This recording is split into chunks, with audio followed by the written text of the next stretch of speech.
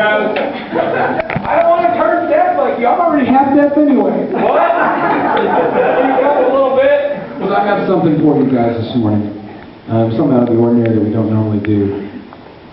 About this time every day, we talk a little bit about the church and the church's finances. And it's a weird thing to talk about, especially because your visitors are like, oh, here we go, we have another group of Christians asking for money.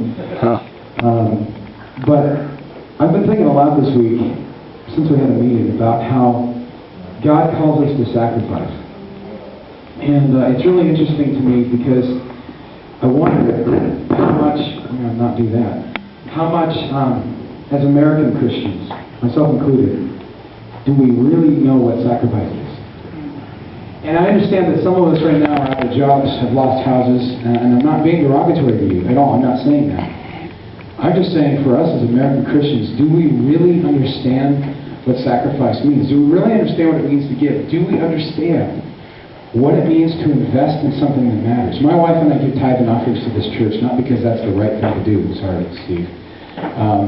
But we give tithes and offerings to this church because to us, not only are we called to do it in the Word, but because we invest in this family. This is an investment. I mean, we have people, we have new members to our family. Derwin, I don't remember your wife's name. I'm sorry, what's her name? Crystal. Derwin and Crystal recently joined our family. We love you guys. We're so glad you're here.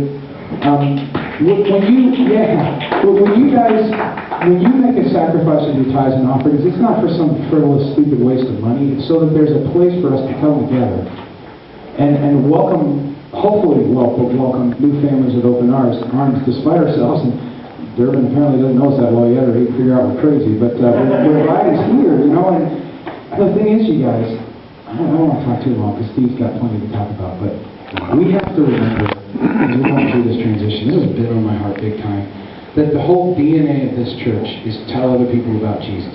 And that should be the DNA of every church. But when we're going through all these changes and we're hopefully growing and expanding and all that stuff, don't forget to tell people about Jesus. Don't forget to be Jesus to people.